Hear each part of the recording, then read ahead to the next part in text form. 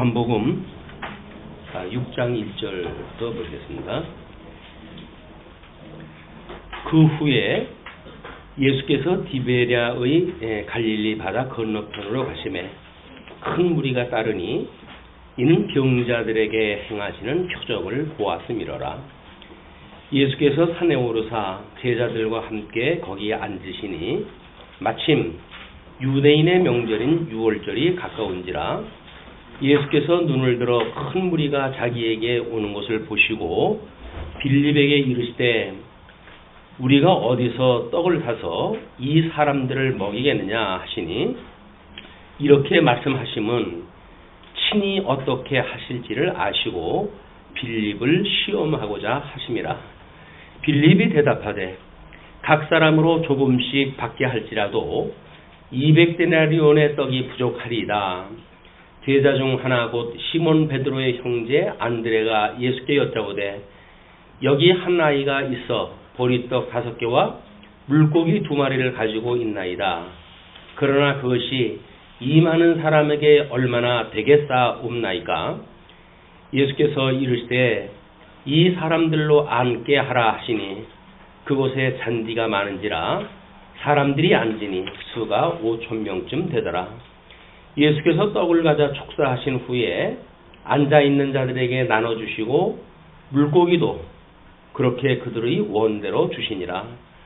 그들이 배부른 후에 예수께서 제자들에게 이르시되 남은 조각을 거두고 버리는 것이 없게 하라 하시므로 이에 거두니 보리떡 5개로 먹고 남은 조각이 12바구니에 찼더라. 그 사람들이 예수께서 행하신 이 표적을 보고 말하되 이는 참으로 세상에 오실 그 선지자라 하더라. 그러므로 예수께서 그들이 와서 자기를 억지로 붙들어 임금으로 삼으려는 줄 아시고 다시 혼자 산으로 떠나가시니라. 오늘부터는 제목이 바뀌게 됩니다. 그동안 1절서부터 5절까지 언약된 그리스도로 오심에 대해서 인성을 입으신 예수라고 하는 사실을 증거했다고 한다면 6장서부터 11장까지는 하늘의 권세로 오심을 통해 가지고 인성을 입으신 예수를 증거하는 내용입니다. 그러면 이제 하늘의 권세로 오신 그리스도께서 어떤 분인가? 그것이 6장서부터 7장까지 생명의 근원이신 예수라고 이렇게 소개가 되어져 있고요.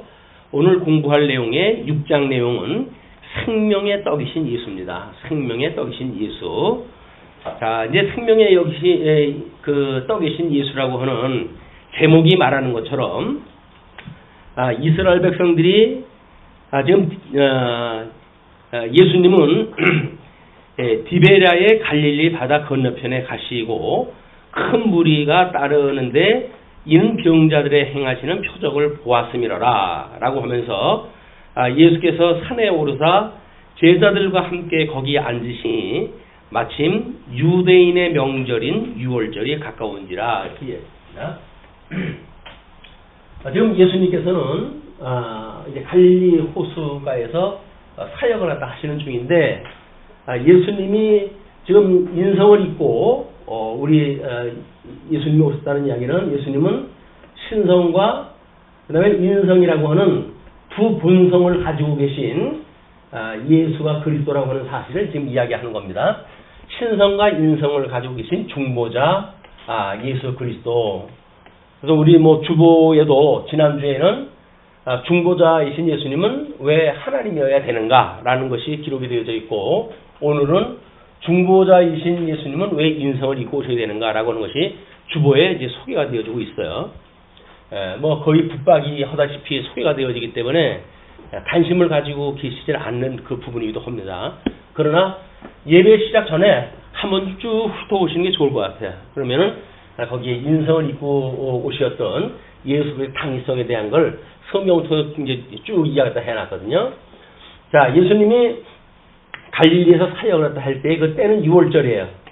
이 6월절이라고 한다면 분명히 6월절을 통해 가지고 뭔가 표적을 보이신단 말이에요. 이 표적을 갖다 해 가지고 하나님 이 하늘로부터 예수님은 오신 분인데 6장의 그 내용이 6장부터 11장까지가 하늘의 권세 이 하늘의 권세로 이분께서 오셨다는 이야기거든요. 그러니까는 하늘의 권세로 오셨던 이분께서는 인성을 입고 계신 분인데 비록 인성을 입고 계시지만 하늘로부터 권세를 입고 오셨던 그리스도다. 그렇기 때문에 이미 이거는 구약 성경을 통해서 예언되어졌던 내용일 거예요. 그래야 예수가 그리스도라고 증거가 되어지고 그래서 구약 성경을 왜곡하고 있는 이 성경관의 어떤 왜곡을 하고 있는 유대인들에게 구약 성경이 무엇을 말하는지 지난 시간에는 이게 율법과 선지가 곧 나에 대하여 증거한 것이다 이렇게 이야기했다 했어요. 이거는 모든 구약 성경은 예수님에 대하여 이미 언약을 한 거거든요. 근데 이스라엘 백성들은 이 언약되어진 하나님의 말씀을 어떤 표적 일어나는 걸 가지고 정말 하나님은 언약대로 이루어 가시는 분이네 라고는 표적을 통해 가지고 믿는 것이 아니라 그거를 그냥 기능적인 걸로 이해를 한 거예요. 그래서 예수님이 이 메시아가 오게 되면 또는 율법은 어떻게 지켜야 되고 라고 하는 거를 율법주의라고 하는 이런 자기네들의 어떤 사조 이거에 의해 가지고 성경관을 왜곡하게 되어졌거든요. 이 예수를 그리스도로 알지 못하는 어두운 시대의 특징입니다. 어두운 시대의 특징은 교조주의가 이제 난무해요. 이 교조주의라고 하는 거는 특별히 어떤 교리 중심으로 해가지고 사람들이 이해를 갖다 하고 또는 명제적으로 해가지고 정답을 다 알고 있는 것처럼 이 사람들이 생각하는 때가 바로 어두울 때예요. 계시가 어두울 때. 근데 이 계시를 통해 가지고 빛이 있을 때에는 끊임없이 사람들은 하나님의 말씀의 의미, 삶의 의미 이런 걸 끊임없이 추구하는 거거든요. 이걸 통해 가지고 이제 영적 예배를 드리게 되어지는 건데 이 영적 예배가 없다고 하는 이런 그 어두운 시대의 특징은 율법을 지킴으로 어떤 이 의식적인 예배를 드리는 때가 어두운 때예요. 만약에 한국이 이 의식적인 예배를 드린다고 한다면 지금이 어두운 때입니다. 지금으로부터 500년 전 종교개혁이 일어났을 때에도 의식 중심으로 해야지 예배가 만연한 때였어요. 그러니까 성경의 권위도 부정되어지고 다만 이 의식을 치르기 위한 사제주의가 그때의 모든 중세의 문화를 이끌고 있었거든요. 그래서 이 의식 위주로 뭔가 그냥 마땅히 그렇게 해야 되므로 하게 되어지는 신앙생활 이걸 우리가 종교행위라고 이렇게 이야기했어요. 당위에 의해서 해야 되는 이 믿음의 생활을 종교생활이라고 이야기했습니다.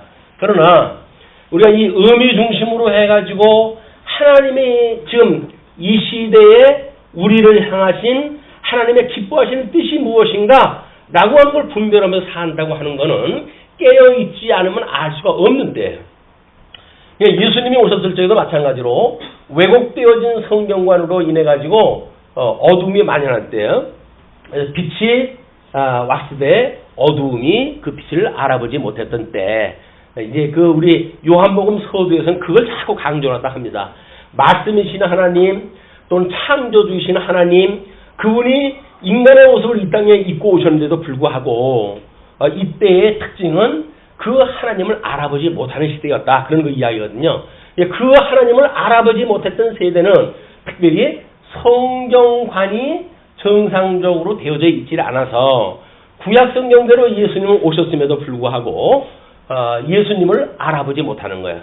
하나님이 이 땅에 오셨는데 그분을 알아보지 못하는 거예요. 왜 그러할까라고 하는 것이 오늘 6월절을 중심으로 했으니까 아마 6월절 중심으로 해가지고 설명이 진행되지 않을까 모르겠습니다. 그래서 이제 하나님의 열조와의 언약을 상실하고 애굽의 나라와 있던 사람들을 하나님께서 열조와의 언약을 기억을 하시고 그 다음에 이 애굽으로부터 종으로 타고 있는 이스라엘 백성들을 불러내신 여호와 하나님인 것을 깨닫게 하시기 위해서 섭리했다 하신 것이 출애굽의 역사가 시작되어진 거거든요. 애굽의 400년은 하나님의 계시가 멈춰져 있는 시대니까 의식이고 뭐도 없어요. 완전히 그의 삶들은 노예의 삶, 이 애굽의 종로로 타던 삶, 자기네 어떤 주권성도 없고 주체의식도 없고 삶의 의미도 없고 시키는 대로 일하고 주는 대로 먹고, 이건 완전히 사육당하는 그런 그 시대였었거든요. 이런 사람들에게 하나님께서는 열조의 언약을 기억하고 그들을 애굽에서 불러내십니다. 이때 하나님께서 지켜야 하는 것이 유월절이에요. 유월절. 유월절은 물론 양을 잡아가지고 이제 드리는 그런 그 절기의 특징입니다. 물론 그 유월절에 드렸던 고기와 포도주와 이런 것들은 나름대로 이스라엘 역사를 통해 가지고 그냥 의식적으로 이 양을 잡아가지고 드리는 절기로 해가지고 이 사람들이 예배라고 이해하다 했어요. 하나님 앞에 드리는 예배는 뭔가 제물을 잡아가지고 이 드림으로 해가지고 자기네들은 할 바를 다 했다라고 믿는 것이 이 이스라엘 백성들의 하나님의 는 이사야라든지 선지자를 통해 가지고 너희들이 드리는 이 제물에 내가 냄새가 난다. 나는 그런 게 원하는 게 아니야. 이렇게 이해하다 해요. 그럼에도 불구하고 이스라엘 백성들은 그 뜻을 몰라요. 아니 양을 모세오경을 통해 가지고 제물을 바치라고 바쳤는데 하나님께서 왜 그걸 뭐 냄새가 나느니 무슨 뭐 배가 불렀다고 그러시느니 투정을 부리시냐, 누구들마다 짜증을 내냐라고 이제 이해하다 한 거죠. 뭐 국무총리가 일개 장관한테 짜증을 냈겠습니까만은 또 천지를 지으신 하나님께서 이스라엘 백성들의 왕이 되시는 하나님께서 이스라엘 백성들한테 짜증을 냈겠습니까만은 이렇게 생각 없는 인생들이 생각하는 건 그렇게 이해가 하는 거예요. 짜증을 냈다 그 이야기.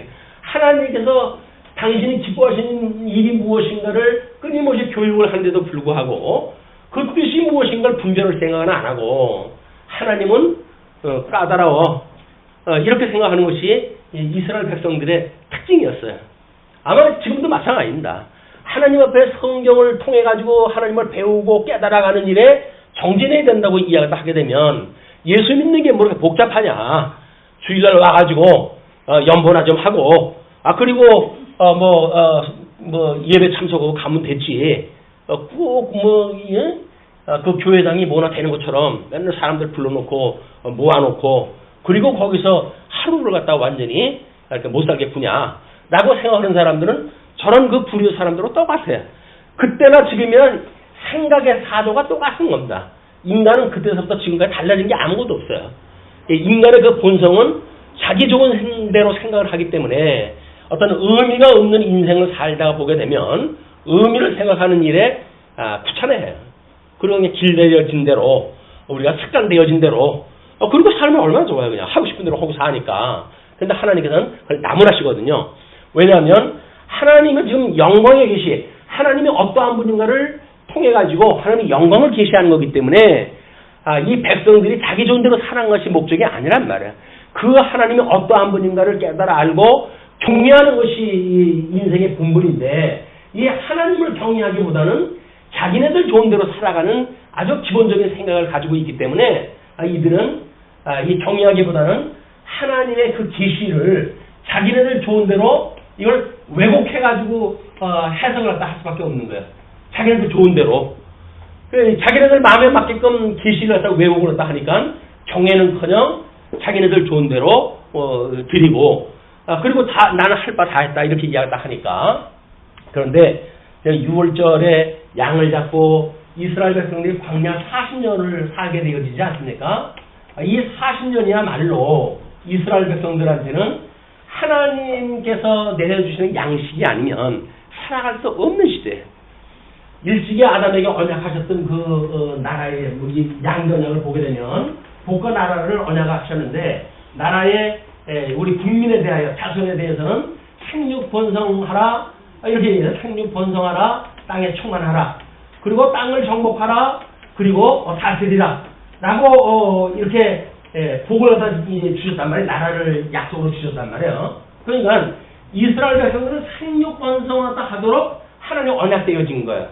그런데 아담의 타락으로 인해 가지고 생육 번성이 땀을 흘리지 아니하고는 먹고 살 수 있는 방법도 없고 여자는 상고가 없이는 생육 번성할 수도 없는 이런 저주 아래 태어났단 말이에요. 그런 그 아래에 있기 때문에 이 아래에 있는 사람들의 특징이 뭐냐면 왜곡되어진 성경만을 가지고 그냥 답습적으로 인생을 사는 거예요. 그래서 왜 뭐 땀을 흘려야 되느냐 그런 건 의미가 없어요.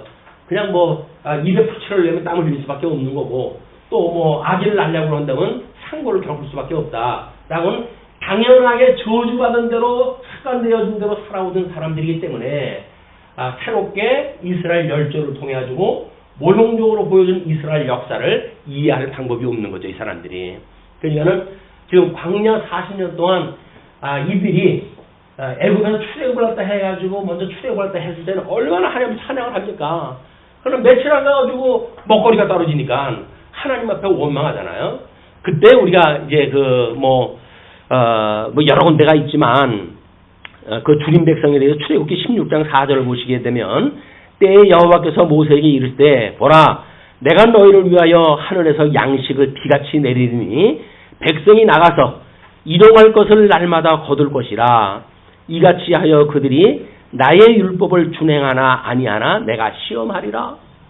그러니까 시험이라고 한다면 좀 어려운 걸로 해야 되지 않겠어요? 그런데 애굽에서 땀 흘리려고 먹고 살던 종로 타던 이런 그 습관을 가지고 있던 인간들에게 하나님께서 값없이 거저 그냥 너희들 광야에서 갔다가 먹어라 라고 거둬주시는 그 은혜의 떡에 대하여 이들은 이제 하나님을 제대로 믿는지 안 믿는지 하나님 시험 없이 했다는 거예요. 아니나 다를까 자기네들 좋은 대로 해요. 뭐 하루 먹을 것만 갖다 놔라 하니까는 며칠씩을 갖다 그냥 갖다 놔가지고 맨 벌레가 생기고 그러지도 않나. 왜냐면 이 애굽에서 어떤 버릇이 그거예요. 싸놓고 살던 버릇이거든요. 하나님의 은혜를 따라가지고 일용할 양식을 준다고 믿지 않는 거예요, 사람들이. 그리고 우리가 뭔가 이렇게 꼼지려가지고 먹고 산 거지 하나님이 우리들을 살게 하신 것이 아니라는 거예요. 생육 번성하라 하셨던 하나님께서 생육 번성케 하시는 것이 하나님의 이름을 드러내는 거 아닙니까? 백성들은 그렇게 믿지 않는 거예요. 무슨 소리야 내가 꼼지려가지고 먹고 살았는데 라고 생각이 드니까 그러니까는 더 이상 그 하나님을 믿기보다는 땀 흘리고 노력하고 그런 걸 길들여져 있단 말이에요. 근데 하나님께서 그냥 아침나들에 가가지고 그냥 주워가지고 먹으라는 거예요. 아니 이런 일이 어딨어? 땀 흘려가지고 농사도 안 짓고 그런데 먹고 살라고? 믿어지지가 않죠. 근데 어려운 것이 믿어지지 않는 것 같지만 아주 아이러니하게 하나님께서는 이 미련한 이 복음을 통해 가지고 구원의 역사가 다 섭리해 가시는데 거저주시는 거예요. 거저주시는 거. 근데 사람들은 그걸 믿지 못하는 거예요. 아니 요즘 같은 세상에 왜 나를 거저 구원을 시키셔? 그걸 내가 어떻게 믿으라고? 그래가지고 여기서 내가 뭐라도 꿈지럭거려야 구원을 받는 거지. 주님께서 나한테 언제 봤다고 나를 그냥 구원을 시켜주신대? 안 믿어요. 우리 뭐 광야에서 모세가 뱀을 든 것 같은 그 예화도 공부를 했지만 뱀 물린 사람들한테 이 장대 위에 뭐 뱀만 쳐다봐라. 그럼 너희들 살 것이야. 라고 하는데 그걸 안 믿어요. 그러니까 믿을 수 없을 만큼 어려운 걸 가지고 믿지 못하게 하는 것이 아니라 가장 쉽고 가장 공짜로 주신 것들로 인해 가지고 하나님은 시험을 다 하셔요. 그게 믿어지지 않는 거예요, 사람들은. 왜? 세상에서 쏘고만 살아왔거든요. 근데 우리한테 거저 주신다고 그래, 이걸. 값도 없이. 이걸 거저 준다고 그러니까 그걸 믿지 못해요, 사람들이. 참 아이러니하죠? 복음이 그렇게 쉽고 간단하고 그리고 은혜로고 거저 주시는 은혜라고 그렇게 누누이 설명한데도 불구하고 사람들은 예수님을 믿으세요 라고 그러게 되면 그러면 내가 뭘 갖다 해야 됩니까? 라고 해서 자기 어떤 값을 치르려고 자꾸 그래요. 값을 치르려고. 당신은 값을 치를 수 있는 주제가 못 돼요. 그냥 거저 와서 구원에 참여하세요 라고 그러면 그래도 어디 염치가 있지 사람이 이렇게 이야기를 하는 거예요. 우리 웃자고 하는 얘기 있지만 할머니한테 진보다리 가지고 있는 할머니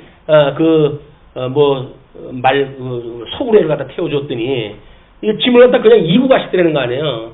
할머니 그 짐 무거우니까 내려놓으세요. 그랬더니 아이고 나를 태워준 것도 고만데 이것까지 어떻게 내려놔 라고 이 갖다 허더라는 거예요. 요게 예수님이 주셨던 시험에 드는 사람들의 특징입니다. 거저 준다고 오늘 믿지를 못해요. 그런데 이제 이런 그 이스라엘 백성들 광야 40년 동안 끊임없이 훈련을 했어요. 이제 만나를 먹고 하나님께서 부려주는 뭐 메추라기를 먹고 이라도 먹고 살았던 사람들인데 요게 모세가 인도했던 그 시절 아닙니까? 이스라엘 백성들이 모세오경을 얼마나 좋아해요. 예. 뭐 우리 사두개인들은 모세오경만을 믿는 사람들이고 바리새인들은 모세오경과 역사서를 다 믿는 사람들이니까 이스라엘 백성들의 사내들인의 구성원들이라고 한다면 모세오경은 제일 가는 경제로 믿는 사람들이거든요. 40년 동안 너희 조상이 이렇게 살아서 그렇게 이야기하는데도 이 사람들을 믿지 못하는 거예요. 그 믿지 못하는 사람들한테 예수님이 이제 6월절 가까이 그 기적을 갖다 한 걸 보고는 예수님을 따라가서 사람들이 모여들기 시작을 한 거예요.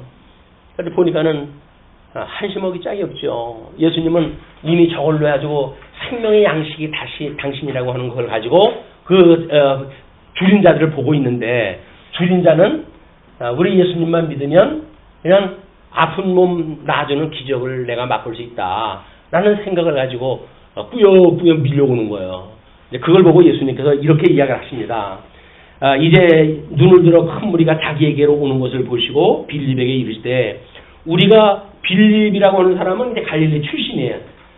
우리 먼저 안드레를 하나님께서 처음에 요한의 제자가 2명이 예수님을 따랐고 그리고 그들과 함께 가다 예수님께서 불렀던 사람이 빌립이에요. 근데 그 빌립도 마찬가지로 갈릴리 출신이거든요. 근데 그때에 뭐 어디에서 그래도 돈을 내고 사 먹을 때가 있는지는 정보가 있는 사람이니까 예수님께서 빌립한테 특별히 물어보셔요. 어떻게 하실지를 아시고 빌립을 시험하고자 하심이라. 빌립이 대답하되 각 사람으로 조금씩 받게 할지라도 200데나리온이 떡이 부족하리이다. 아주 적게 잡아가지고 그렇다는 거예요. 적게 잡아가지고. 거기에 이 수많은 사람들이 사 먹을 만한 매점도 없어요. 그런 거 자기 시장도 없고. 그러나 그때의 어떤 시절의 데이터로 보게 되면 이제 그렇다는 이야기죠. 그러니까는 제자 중 하나 곧 시몬 베드로의 형제 안드레가 요한의 제자였다가 예수님의 제자가 되어졌던 예수께 여짜오되 여기에 한 아이가 있어 보리떡 5개와 물고기 2마리를 가지고 있나이다. 그러나 이것이 이 많은 사람에게 얼마나 되겠사옵나이까? 예수께서 이르시되 이 사람들로 앉게 하라 하시니 그곳에 잔디가 많은지라 사람들이 앉으니 수가 5,000명쯤 되더라. 엄청나게 몰려들었죠.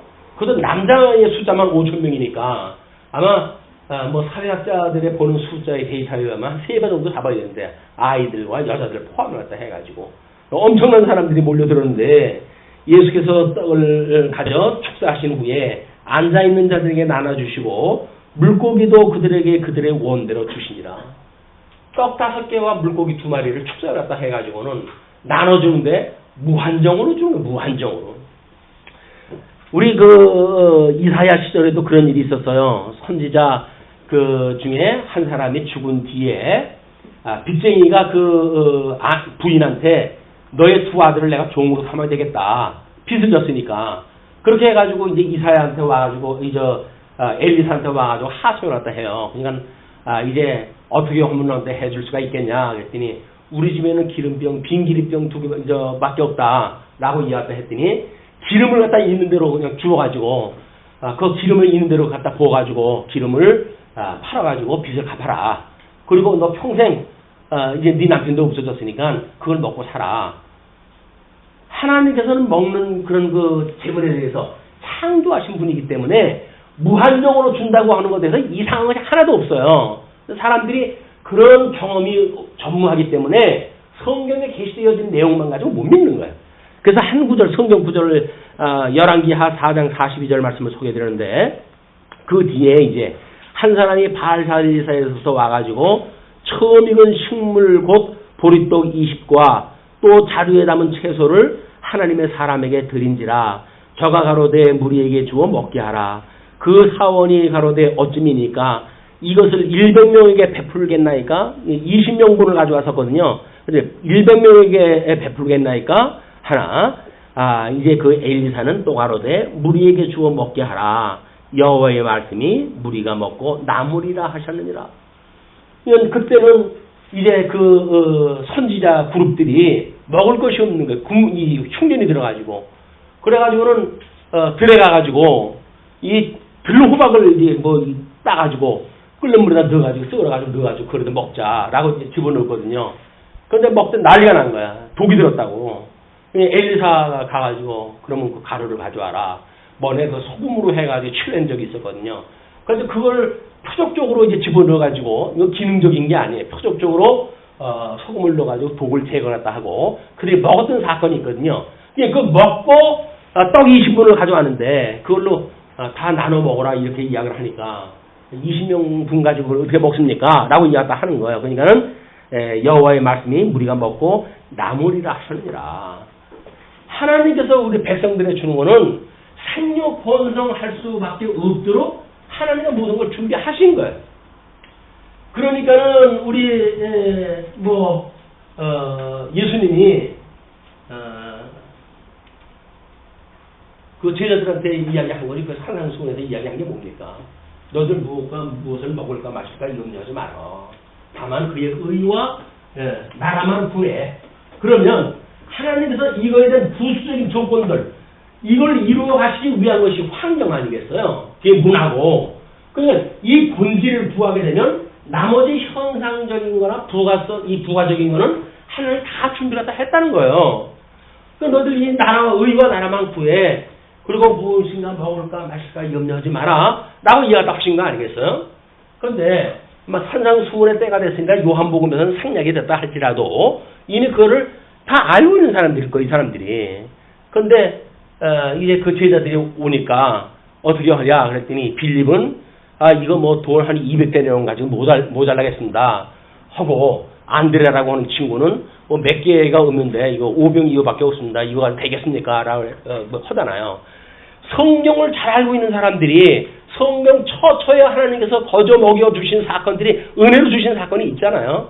가뭄 중에는 어떻게 구원하다 하셨고, 또는 그런 극한 기에는 어떻게 보호하다 하셨는지 역사에 전부 이스라엘 보호한 내용들이 있는데도 불구하고 그걸 믿지 못했던 거예요. 그 이야기는 성경을 믿지 못했던 것이고, 성경을 믿지 못했다는 이야기는 계시하셨던 그 계시의 주체자인 하나님을 믿지 않았다는 거 아닙니까? 하나님을 믿지 않았으니까 성경을 믿지 못했죠. 근데 이 예수님이 왔을 적에도 왜곡되어진 성경관을 가지고 이 사람들은 여전히 무슨 먹을까 마실까의 육적 개념, 이 구약 성경이 지금 육적 계시의 방법이라고 이렇게 이야기를 했잖아요. 신약 성경으로 오게 되면 이게 이제 영적 계시의 방법으로 바뀌게 되어지는데, 이 육적 계시로부터 영적 계시의 전환이 차원이 다른 세계예요. 그렇기 때문에 우리 아이들한테 어렸을 때 하나 둘 셋 넷 해가지고 신치법으로 교육을 시키다가 시계를 보여주면서 읽으라면 못 읽어요. 왜냐면 12진법으로 바뀐 거 아니에요. 시계는 12진법 아니에요. 그러니까 그걸 가지고 왜 오해가 있는데 좀 시간에 나간 거는 시간대로 1시간 2시간 나갔으니까 읽을 수가 있는데, 분이라고 하는 거는 저 12로 나눠가지고 60분을 단위를 갖다 나눠놨잖아요. 이해가 안 가는 거 아이들은. 차원이 달라요. 우리 예린이 이번에 인터넷 언어를 갖다 새로 공부를 갖다 하고 있다고 그러는데, C 언어라고 해가지고 그 인터넷에 들어가게 되면 지금 우리가 쓰는 말로 안 되는 거예요. 거기 명령어가 전부 자기네들이 쓰는 명령어가 따로 있거든요. 근데 따로 공부를 하지 않으면 안 돼요. 물론 우리는 다 만들어 놓은 언어를 가지고 그림도 보여주고 글씨도 보여주고 하니까 그걸 우리가 지상에서 있었던 훈련되어진 걸 그걸 볼 수가 있죠. 읽어낼 수가 있죠. 그러나 그걸 직접 만들고 거기다가 언어를 가지고 그림을 그리고 해야 되는 사람들은 여기에 있는 걸로 안 되는 거예요.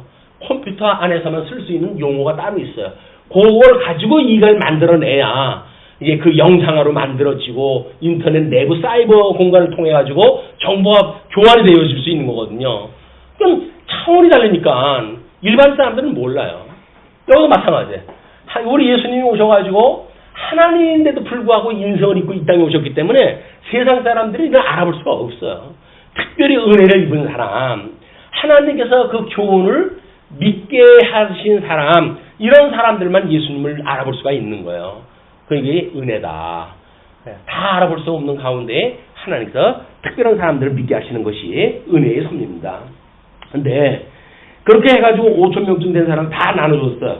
그리고 제자들한테 이제 그런 거 버리지 말고 남은 조각을 거두라 라고 이야기를 하니까 그 보리떡 5개로 먹고 남은 조각이 12바구니에 찼어요. 12바구니. 12바구니에 찼다고 하는 그것이 지금 5병 2호로 해가지고 지금 남은 먹은 사람들이 지금 5,000명이 먹은 거 아니에요? 그러면 이 5,000명이 먹고 남은 것이 12바구니가 남았단 말이에요. 그 이야기는 뭐예요? 결국 이스라엘 백성들 12지파의 모든 백성들이 하나님의 말씀인 예수 그리스도 생명의 떡이신 이걸로 인해 가지고 너희들이 살게 될 것이야 라고 이야기를 해주는 거예요. 이제 그 이야기가 되어지는 거죠. 그러니까 이렇게 남았는데 14절에 그렇게 이야기를 합니다. 그 사람들이 예수께서 행하신 이 표적을 보고 말하되 이는 참으로 세상에 오실 그 선지자라 하더라. 신명기에서 우리 지난 시간에 공부했죠. 신명기에서 나와 같은 선지자 한 명을 보내줄 것이야 라고 이야기를 했어요. 그러니까 이들이 선지자로 본 거, 이 놀라운 기적을 보고 구약에서 모세가 이야기했던 선지자가 이분이로구나 라고 이야기를 했어요. 그럼 이제 모세가 이때 이스라엘 백성들을 인도한 왕 중 왕 아닙니까? 이 모세가. 그렇다고 한다면 로마 제국 아래서 지금 짓누리고 살고 있는 이 사람들이 꿈꾸고 있는 게 뭘까요? 모세 같은 왕만 하나 있으면 이 인간들 싹 쓸어버리고 우리나라가 통일왕국을 이루고 잘 살아갈 텐데 라고 하는 여기에 육적 하나님 나라의 관심이 아직도 있겠죠. 이제 그렇게 되어진 상태예요. 그러므로 거기서 그래서 이후 접속사를 그렇게 쓰는 거예요. 그러므로 예수께서 그들이 와서 자기를 억지로 붙들어 임금으로 삼으려는 줄 아시고 다시 혼자 산으로 떠나가시니라. 이 사람들이 예수님으로 임금을 삼겠다 그 이야기예요. 자, 우리는 이 임금을 삼겠다고 하는 그런 그 이야기는 육적 나라의 임금. 이거는 어디로부터 오는 시험일까요? 이 시험이 아담 때로부터 이미 이 임금은 나라의 통치원장, 이 통치원장 다스리라라고 했던 그거를 하나님께서 다스리게 하신다는 이야기거든요. 그런데 이 사람들은 여전히 왕을 세워서 다스린다고 생각이 드는 거예요. 그래가지고 사다 시대 때가 끝나고 사무엘 시대 때에 이스라엘 백성들은 가나안 땅에 약속의 땅 가나안 땅에 들어왔을 때요. 들어와가지고 뭘 구합니까? 왕을 구해 이 사람들이. 이 왕을 구한다는 이야기는 지금 하나님이 하나님 백성들을 직접 통치해가지고 하나님 나라를 이루어하신다고 그러는데 이들은 안 되겠다. 이방 나라처럼 우리도 왕이 있어야 강력한 어떤 그 통치력을 가지고 이들이 지켜줄 거다. 라는 생각을 해도 왕을 구해요. 사무엘이 하나님한테 기도합니다. 하나님 어쩌면 좋습니까? 이 인간들이 왕을 구하네요. 그랬더니 걔네들 원대로 해줘라. 그게 너를 버린 것이 아니라 나를 버린 거야. 이 왕을 구한다는 이야기는 하나님을 버린다는 이야기예요. 진정 눈에 보이지 않는 그런 통치자, 저 다스리라라고 언역하셨던 그 하나님이 통치한다고 하는 사실을 부정하는 일이란 말이에요. 자, 예수님의 40일 금식을 갖다 하고 시험을 들게 되죠. 그때 마지막 사단이 시험하는 게 뭡니까? 나에게 절만하면 모든 걸 나한테 주겠다는 거예요. 왕으로 다스려야 될 모든 천하 만물을 나한테 절만하면 주겠다는 거예요. 이 음모는 뭐죠? 임금을 삼겠다는 음모는 이렇게 사단이 역사했던 것처럼 여전히 뭔가 왕중왕 되시는 참 하나님이 이 땅에 오셔가지고 구약에 언약되어진 대로 이 하나님의 나라를 이분께서 이루어 가실 거야 라고 하는 걸 계시하시러 오셨건만 이스라엘 백성들은 예수님을 임금을 삼아가지고 이 육적 계시 선상에서 자기네들의 지금 현재 정치적인 입지만을 바꾸겠다고 하는 기능적 일중심의 이런 실시간을 가지고 있었기 때문에 율법을 지키는 사람들이 결국은 눈에 보이는 하나님 나라를 구하는 것이 이런 지경인 거예요. 이런 것이. 그런 걸 구하게 되어진 거니까 예수님께서 거기를 피하게 되어진 겁니다. 자, 그리고 이제 16절로부터 25절까지 보시게 되면 무리를 거리시는 표적이 증거가 되어져요. 저물매 제자들이 바다에 내려가서 배를 타고 바다를 건너 가버나움으로 가는데 이미 어두웠고 예수는 아직 그들에게 오시지 아니하셨더니 큰 바람이 불어 파도가 일어나더니 제자들이 노를 저어 10여리쯤 가다가 예수께서 바다 위로 걸어 배에 가까이 오심을 보고 두려워하거늘 이르시되 내니 두려워하지 말라 하시는데 이에 기뻐서 배로 영접하니 배는 곧 그들이 가려던 땅에 이르렀더라. 이튿날 바다 건너편에 서 있던 무리가 배 한 척 외에 다른 배가 거기 없는 것과 또 어제 예수께서 제자들과 함께 그 배에 오르지 아니하시고 제자들만 가는 것을 보았더니 그러나 디베라에서 배들이 주께서 축사하신 후 여럿이 떡 먹던 그곳에 가까이 왔더라. 얘는 출발, 임금을 삼으려고 했을 때 예수님은 피했잖아요. 그리고 제자들이 배를 타고 떠났단 말이에요. 그러니까 예수님은 분명히 한 배를 타지 않고 갔는데 도착을 갖다 찾아가지고 수소문을 갖다 해가지고 가봤더니 예수님하고 제자들이 함께 있는 거예요. 그러니 무리가 거기에 예수도 안 계시고 제자들도 없음을 보고 곧 배들을 타고 예수를 찾으러 가버나움으로 가서 바다 건너편에서 만나 라비여 언제 여기 오셨나이까 하니 예수께서 대답하여 이르시되 내가 진실로 진실로 너에게 이르노니 너희가 나를 찾는 것은 표적을 본 까닭이 아니요 떡을 먹고 배부른 까닭이로다.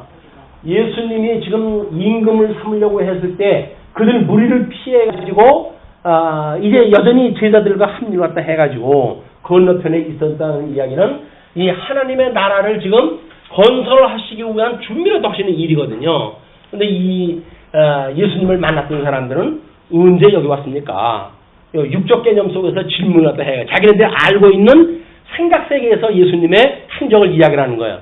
하나님 지금 어디로부터 오셨다고요? 하늘의 권세를 가지고 오신 분이에요.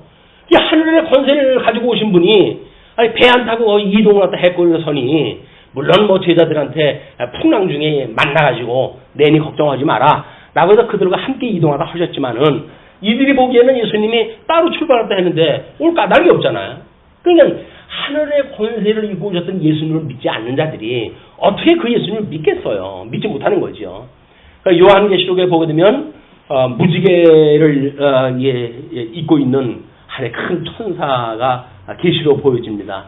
한쪽 발은 바다에 담그고 한쪽 발은 육지에 담그고 작은 계시의 책을 가지고 있는 그 천사를 보여줘요.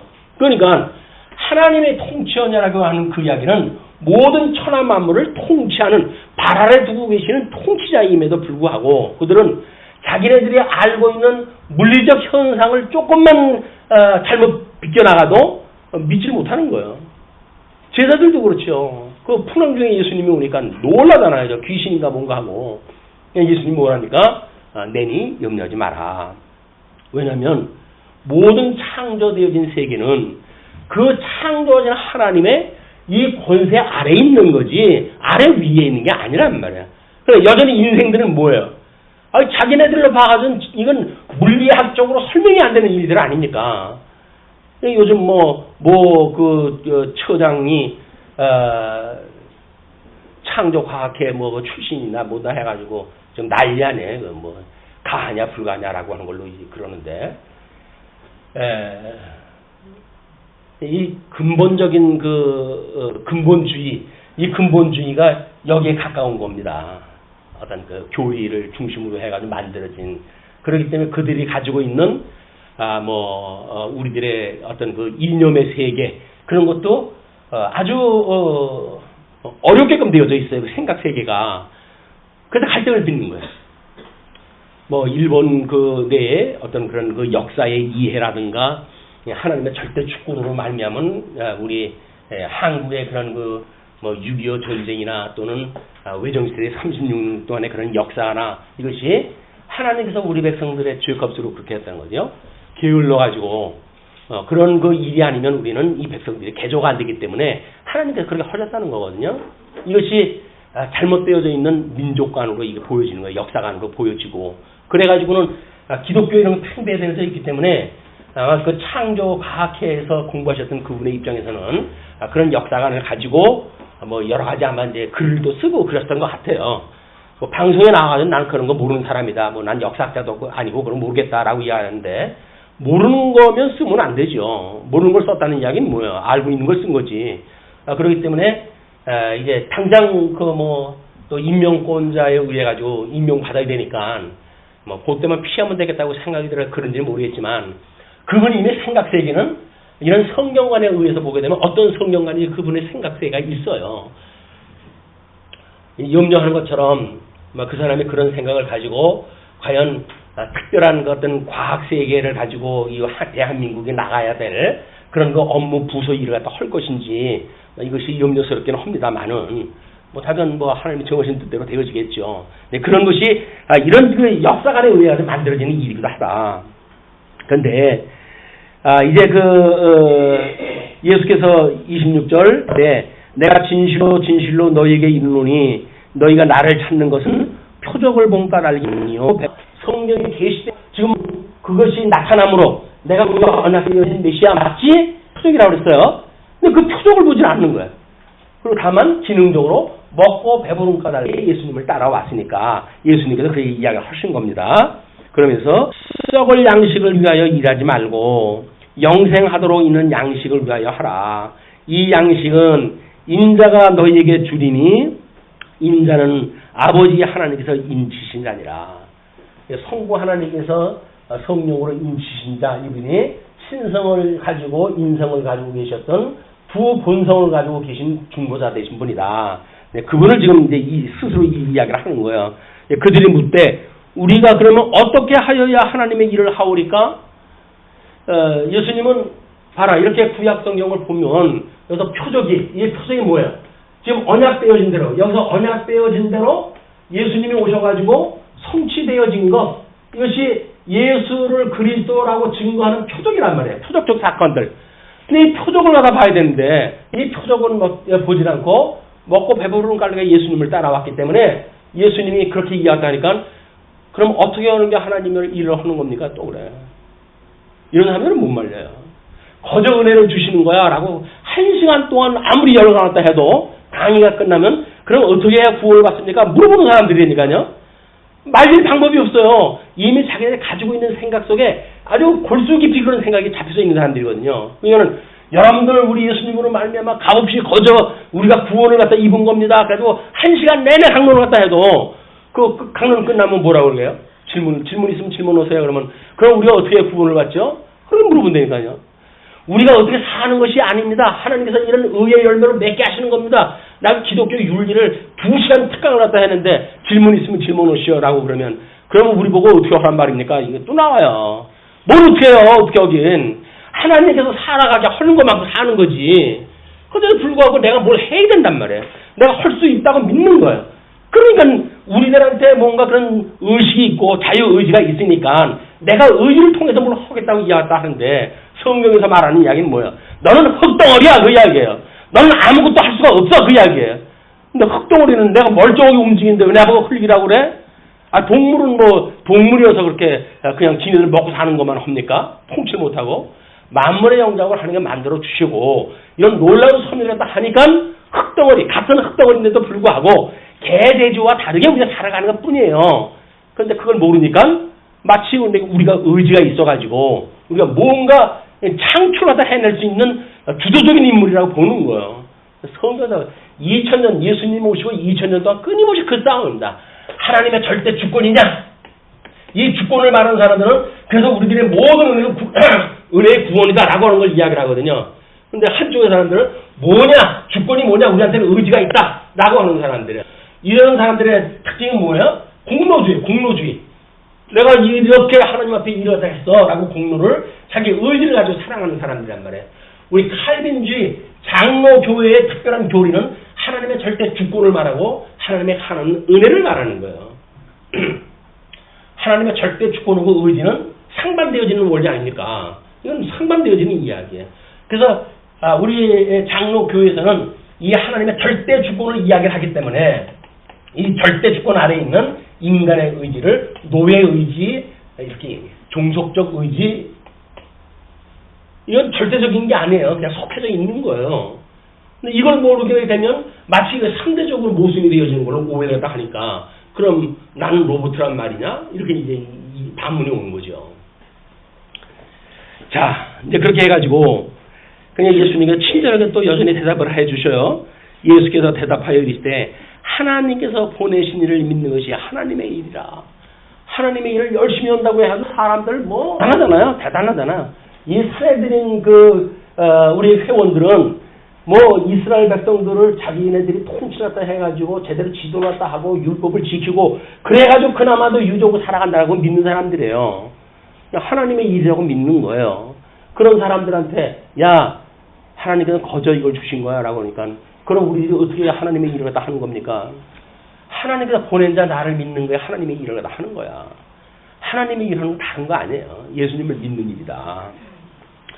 그리고 그들이 묻되 그러면 우리가 보고 무엇을 믿도록 하시는 표적이 무엇입니까? 하시는 일이 무엇입니까? 그렇다고 한다면 당신이 보여주는 표적이 뭡니까? 여자가 표적을 보고 따라다니면서 표적이 뭐냐고 또 물어봐요. 그러면서 저런 이제 제목을 갖다 댑니다. 기록된 바 우리가 성경을 잘 알고 있는 사람들인데 기록된 바 하늘에서 그들에게 떡을 주어 먹게 하였다 함과 같이 우리 조상들은 광야에서 만나를 먹었나이다. 이 유명한 모세 그 모세를 끌어다가 우리가 만나를 갖다 내려가지고 먹게 살게 했는데 당신은 표적이 뭡니까? 라고 이거 갖다 하는 거예요. 그러니까 예수께서 이르시되 내가 진실로 진실로 너희에게 이르노니 모세가 너희에게 하늘로부터 떡을 준 것이 아니라 내 아버지께서 너희에게 하늘로부터 참떡을 주시나니 하나님의 떡은 하늘에서 내려 세상에 생명을 주는 것이니라. 그들이 이르되 주여 이 떡을 항상 우리에게 주소서. 어디서 들었던 이야기죠. 사마리아 여인이 우리에게 이 물을 항상 주시옵소서. 먹고 목마르지 않게 주시옵소서라고 이야기했던 거 아니에요. 예수께서 이르시되 나는 생명의 떡이니 내게 오는 자는 결코 줄이지 아니할 터이요 나를 믿는 자는 영원히 목마르지 아니하리라. 그러나 내가 너희에게 이르노니 너희는 나를 보고도 믿지 아니하는도다 하였느니라. 생명의 떡으로 오셨더니 그 예수님을 믿지 않는다.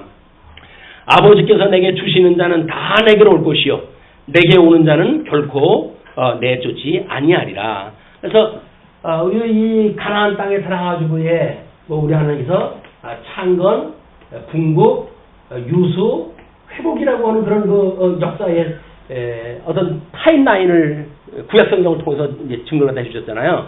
여기서 결국은 회복하게 되어진다는 이야기가 여기서 교훈, 하나님의 교훈을 귀담아 듣던 사람들이 여기 회복에 참여하는 거거든요. 그렇게 이야기하는 거예요. 그러니까 아버지께서 내게 주시는 자는 다 내게로 올 것이요 내게 오는 자는 내가 결코 내쫓지 아니하리라. 내가 하늘에서 내려온 것을 내 뜻을 행하려 함이 아니요 나를 보내신 이의 뜻을 행하려 함이로다.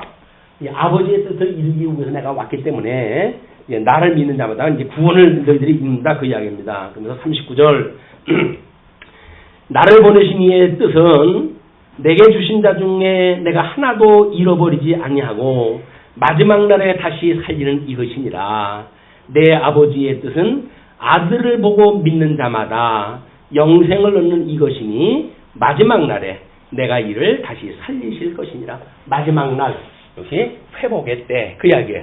물론 그 회복의 때는 실제적으로 예수님이 오셔가지고 재림을 갖다 하실 때 이게 재림을 갖다 하실 때 영원한 그 구원에 이르게 하시겠다는 이야기죠. 그런 이야기를 합니다. 그러면서 41절로부터 이렇게 이야기합니다. 자기가 하늘에서 내려온 떡이라 하심으로 유대인들이 예수에 대하여 수군거려 이르되 이는 요셉의 아들 예수가 아니냐? 그 부모를 우리가 아는데 자기가 지금 어찌하여 하늘에서 내려왔다 하느냐?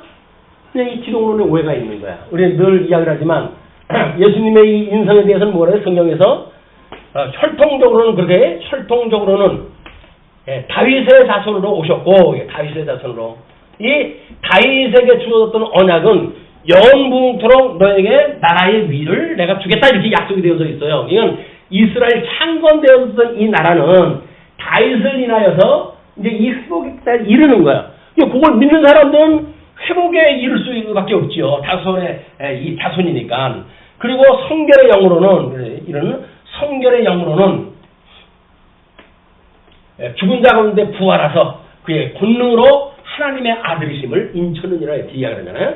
그러니까는 이 인성과 신성이라고 하는 두 본성을 가지고 계신 중보자의 이해가 없으면 이것밖에 안 보잖아요. 인성밖에는. 그러니까 예수님을 알아볼 수가 없는 거예요. 그래서 이제 요셉의 아들인 걸 우리가 아는데 지가 하늘로부터 왔대. 그게 말이 돼? 라고 지네들끼리 이제 그렇게 이야기하는 거야. 그러니까 예수께서 이르시되 너희는 서로 수군거리지 마라. 나를 보내신 아버지께서 이끌지 아니하시면 아무도 내게 올 수 없으니 오는 그를 내가 마지막 날에 다시 살리리라. 선지자의 글에 그들이 다 하나님의 가르치심을 받으리라 기록되어졌은즉 아버지께 듣고 배운 사람마다 내게로 오느니라. 그래서 교훈을 받은 자마다 그 이사야 선지자가 이야기를 한 거야.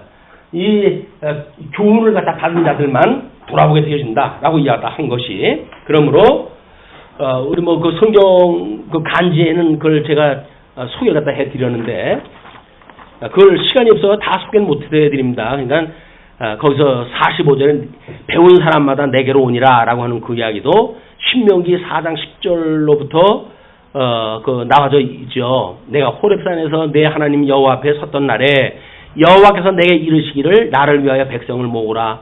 내가 그들에게 이 말을 들려서 그들로 세상에 사는 날 동안 나 경외함을 배우게 하며 그 자녀들에게 가르치게 하려 하노라 라고 하는 그런 그 이야기인데 그런 그 이야기를 이사야서를 통해 가지고는 그 교훈을 듣는 자마다 회복에 참여한다 이렇게 이야기가 되어진 겁니다. 자 그러면서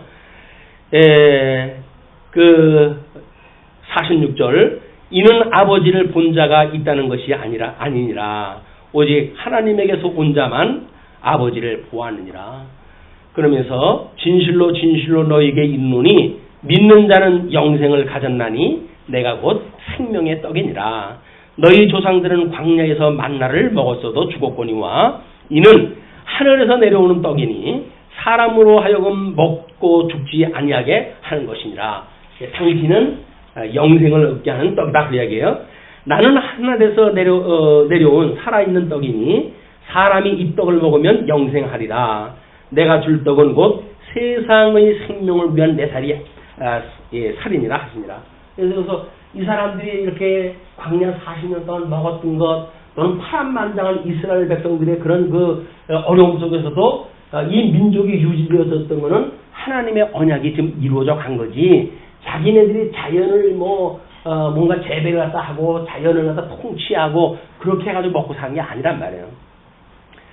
52절 그러므로 유대인들이 서로 다투어 이르되 이 사람이 어찌 능히 자기 살을 우리에게 주어 먹게 하겠느냐. 여전히 생명이 떡이라고 그러니까 그럼 지 살을 잘라가지고 우리 준단 말이야? 라고 이야기가 되어지는데 이렇게 육적 개념으로 이해하는 그것이 이 의식 중심을 가지고 있는 사람의 특징이에요. 로마 교회가 우리 화채설을 이야기하잖아요. 그 이야기는 뭐예요? 떡을 뗄 때 거기 예수님의 살이 예수님 살로 표현한다는 이야기예요. 그러니까 의식주의자들의 특징은 모든 어떤 개념을 육적 개념으로 이해를 하니까 만들어 한다. 잘못되어진 그런 거 아주 사례들입니다. 그러므로 예수께서 이르시되 내가 진실로 진실로 너에게 이르노니 인자의 살을 먹지 아니하고 인자의 피를 마시지 아니하면 너희 속에 생명이 없느니라. 내 살을 먹고 내 피를 마시는 자는 영생을 가졌고 마지막 날에 내가 그를 다시 살리리니 내 살은 참된 양식이요 내 피는 참된 음료로다. 내 살을 먹고 내 피를 마시는 자는 내 안에 거하고 나도 그의 안에 거하나니 살아계신 아버지께서 나를 보내심에 내가 아버지로 말미암아 사는 것 같이 나를 먹는 그 사람도 나로 말미암아 살리라. 이것은 하늘에서 내려온 떡이니 조상들이 먹고도 죽은 그것과 같이 아니하여 이 떡을 먹는 자는 영원히 살리라. 라고 해가지고 우리 주님이 생명의 떡이신 걸 이야기를 하는 거예요. 생명의 떡이라는 이야기는 뭡니까?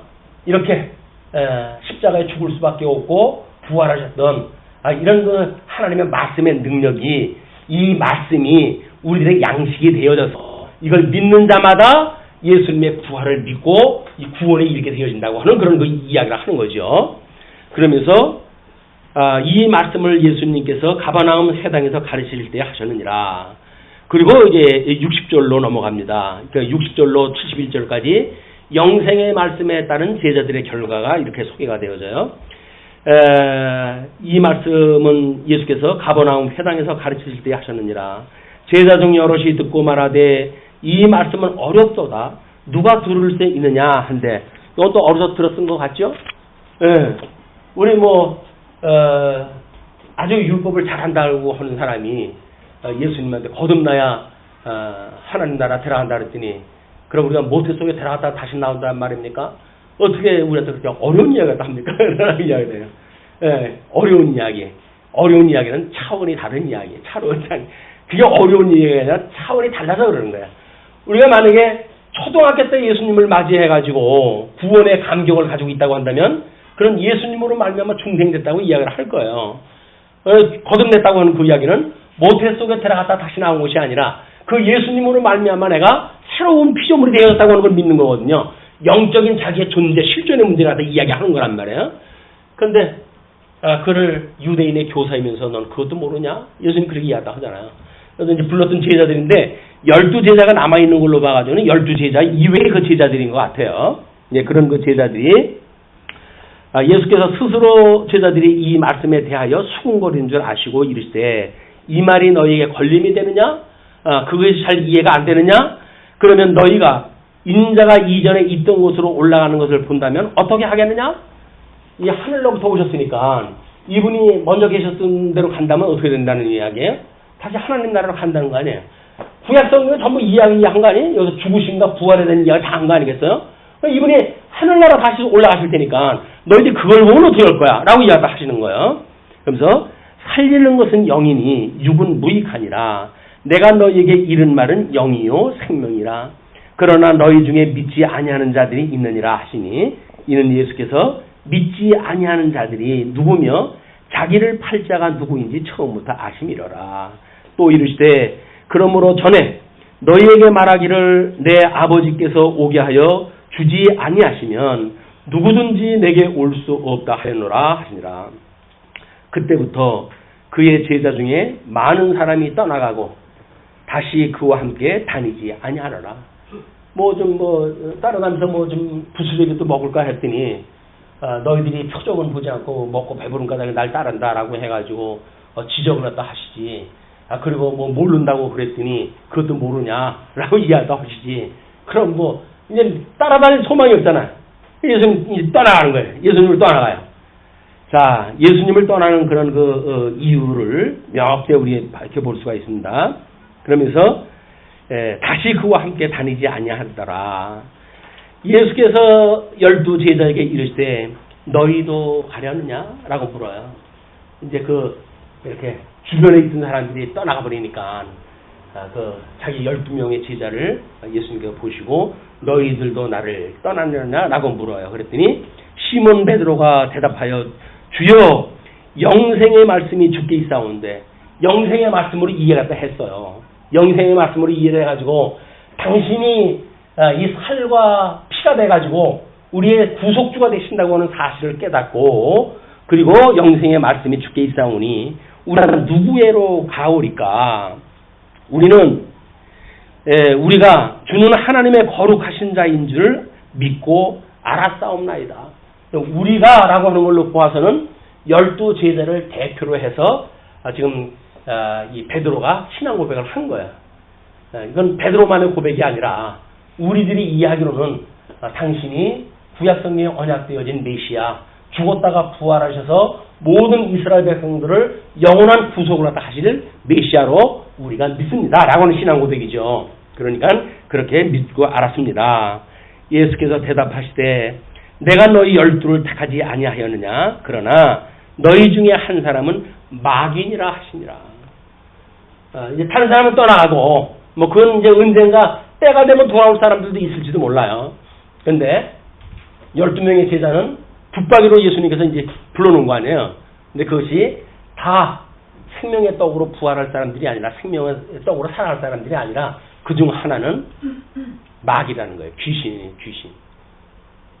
그러니까 12제자 같이 지금 함께 먹고 함께 자고 그랬을 거 아니겠어요. 그렇게 했는데 그냥 동지였어요. 근데 예수님이 고발했다 하는 거예요. 뭐라고요? 그러나 너희 중에 한 사람은 마귀다. 마귀. 영적으로 해가지고 이런 어떤 이 신령한 하나님이 아니면 주님이 아니면 보여줄 수 없는 영적 개념이 아니면 알 수 없는 육적 개념으로 해가지고는 여전히 동지였어요. 또 12제자 중에 한 사람이었어요. 그러나 예수님이 보시기에는 한 사람은 마귀다. 이 마귀는 결국 예수를 십자가에 못 박아 죽는데 내어 버려지도록 그 일을 다 해야 돼. 나부터 그 역할을 다 해야 되는 거예요. 그래서 예수님의 제자는 이제 복음을 증거해야 될 제자도 있지만 예수님이 십자가에 죽으실 그런 그 일을 해야 될 제자도 필요하다 하는 그 다 준비하다 해놨어요. 당신을 팔을 자까지 다 준비하다 해놨어요. 그리고 거기에서 자기가 팔려가지고 십자가에 못 박아 죽고 그리고 부활할 걸 다 하나님께 준비하다 해놓으신 거예요. 그러니 그런 주님께서 오늘날 우리들에게 생명의 양식으로 예수 그리스도를 믿고 구원의 그 기업에 참여하는 은혜를 노래하는 성도의 삶을 살게 하신 우리 예수 그리스도의 은혜가 얼마나 놀라운 거야. 얼마나 감격스러운 거야. 다 준비하신 하나님께서 우리를 불러가지고 이런 하나님을 깨닫게 하셨다니까요. 이건 속일 수도 없어요. 성경이 이미 붙박이로 해가지고 다 언약되어진 거고 언약대로 이제는 신약성경을 통해가지고 신약성경 자체가 이미 다 증거가 되어지는 거예요. 뭐 이때 사람들은 신약성경이 없어가지고 혹자는 뭐 그렇게 했다고 하더라도 우리는 이미 신약성경까지 다 알고 있잖아요. 그럼 우리는 뭐 옴짝할 수도 없도록 우리 예수님의 포로가 되어진 거예요. 예수님의 우리는 신부가 되어진 거예요. 주님은 우리들의 구속주라고 하는 걸 믿고 그래서 그의 영광을 찬양하다 하고 뿐만 아니라 기업의 영광에 참여하는 그런 기쁨을 우리가 끊임없이 그 영광을 배우고 익히는 주님의 몸된 교회에서 하는 것이다. 그렇기 때문에 의식적으로 신앙생활을 하는 사람들은 전혀 틀려요. 우리는 의식적으로 하는 것이 아니라 영적 예배로서의 참여하란 말이에요. 이 주일날 참여도. 그렇기 때문에 뭐 주일날 하는 여러 가지의 그런 그 교회 행사 이런 거 다 뭐라고요? 영적 예배 한 일종의 이게 의식적인 게 아니라니까요. 이걸 의식적인 걸로만 이해하게 되면 피곤한 거예요, 이걸. 아유, 오늘 또 이거 해야 되나? 라고 하는 걸로 드는 거예요. 그럼 이 영적 예배여서 하나님의 선한 뜻이 뭐냐? 나한테 주어진 은사가 무엇이고 또 교회에 어떤 그 은사를 도와서 일을 다 하게 하셨는지 그런 자기 역할을 깨닫게 되어질 때마다 하나님의 생명의 떡이 되어진다고 하는 사실을 믿어지게 되시고 더욱 확고한 신앙 속에 우리 살아가게 되어지니까 우리들의 믿음이 더욱 공고하게 되어지는 것이 영적 예배의 열매, 은사로 드러나고 그걸 통해서 믿음이 더욱 붙게 되어지고 그런 믿음을 통해 가지고 여전히 하나님의 사람으로서 우리가 남은 인생을 살아가게 되어진다. 그렇게 하면서 이 말씀은 가로 시몬의 아들 유다를 가리키심이라. 그는 12 중에 하나로 예수를 팔자러라. 다른 사람들은 몰라요. 예수님만 알아요. 그러나 멀지 않아 곧 역사적으로 이루어질 사건입니다. 지금도 역사적으로 이루어질 사건을 우리가 미처 모르는 것들이 있어요. 그러니까 신령한 하나님의 뜻이 무엇인가를 분별하는 일은 매우 필요하다. 시험에 들게 하지 말기를 기도하시고 악에서 구원하기를 기도하는 우리 성도들의 신앙생활이 되어졌으면 좋겠습니다. 기도하시죠.